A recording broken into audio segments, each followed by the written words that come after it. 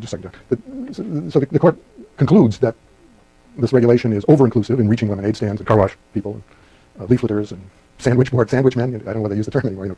Carrying boards advertising somebody's deli, and that reaching all those things, the court says, is over-inclusive. This law is over-inclusive in that it's not narrowly tailored. It's baggy. It doesn't fit very well.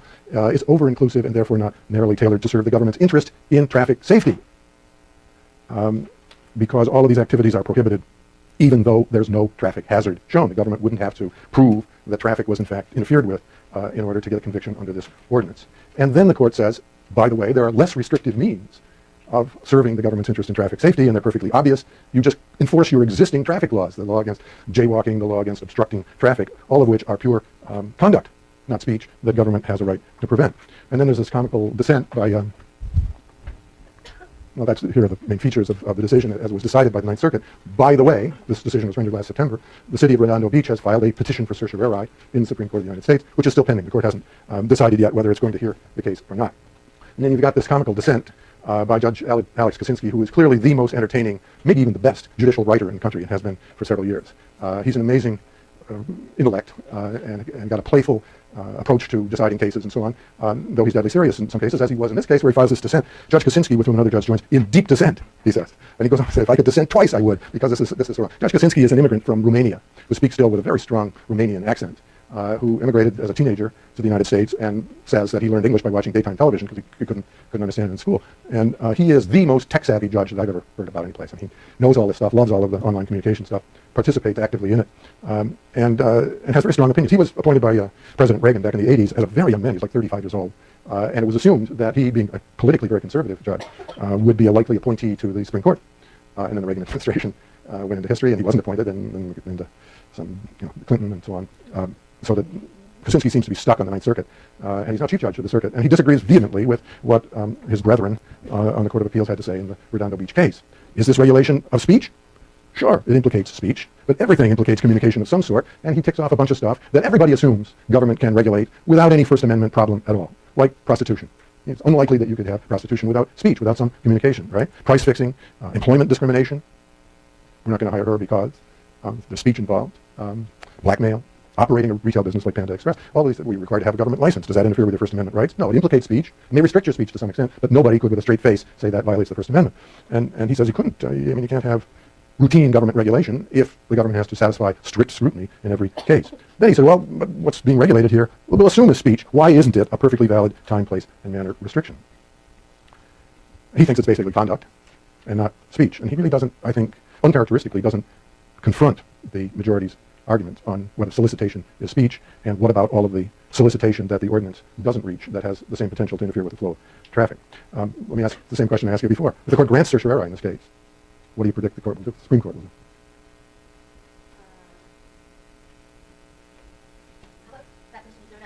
do? Okay, you get help. Well, there's some quiz program where you're allowed to get help, right? From any volunteers.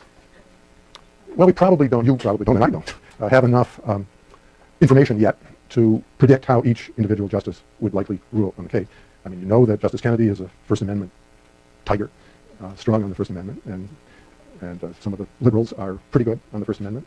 And how would Scalia vote in a case like this? I mean, Scalia is a little bit like Kosinski in that he's very smart and a maverick, somewhat of a libertarian. We'll encounter Scalia and Kosinski when we consider the violent video games case, which came out of the Ninth Circuit. And maybe by then we'll have a better basis for predicting what the court will do with this case. And then let's just bring it up to date. We've got the New York court case and the Occupy case, and Occupy is going on all over the place. And let's assume that a homeless person goes to Sproul Plaza and unrolls his or her sleeping bag and sleeps there. Is that speech? Is it speech? What makes it speech?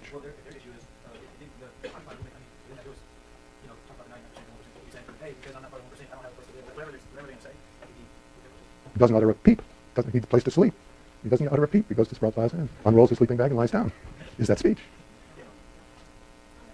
Who besides John thinks that's speech? Somebody else? Well, let's make it a little more complicated. Go ahead.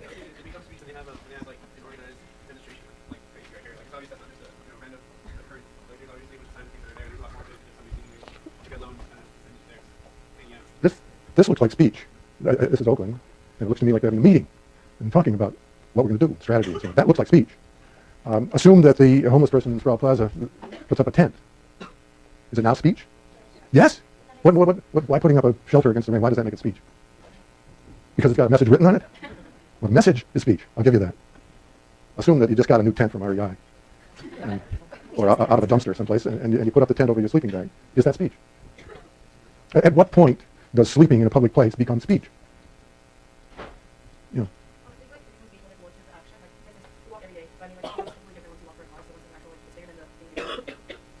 Yeah, it's got to be something more, doesn't it, than simply sleeping, lying down, putting up a tent. It's got to be something more than that, so that you mean by your conduct to express some message. You know?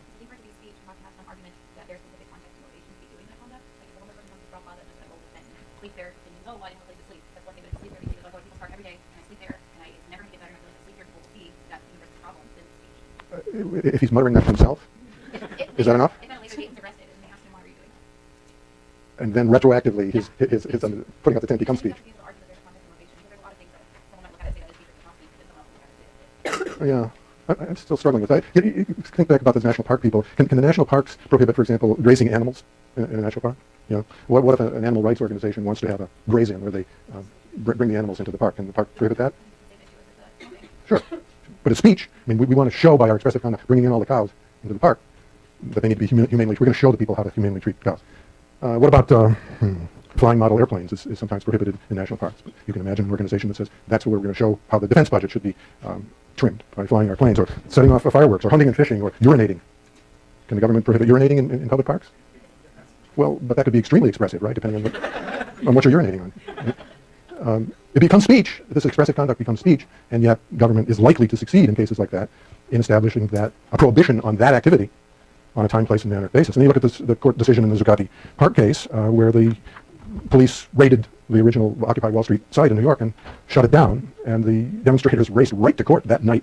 And at 4:30 in the morning, they got a judge to issue a temporary restraining order forbidding the city and the police from continuing to evict people and requiring the city to allow the site to be recolonized. And then the city goes to another judge the same day, which decides the order that I put in the reader.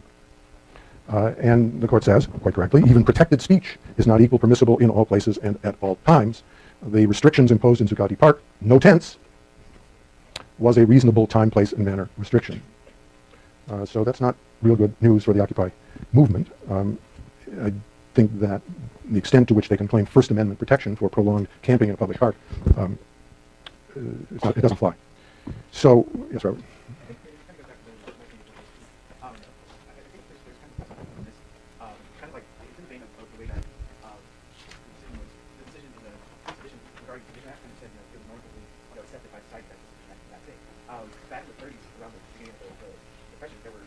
All over the country. And they weren't outlawed.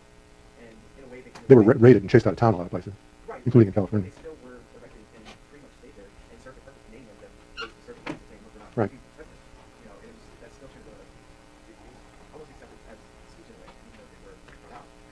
Well, there was no, as far as I'm aware, no litigation about the Hoovervilles. This in the early 30s, and nothing went to the courts to decide whether they had a right to set up these shanty towns and call them Hoovervilles. And Tina, quick bit. Mm-hmm.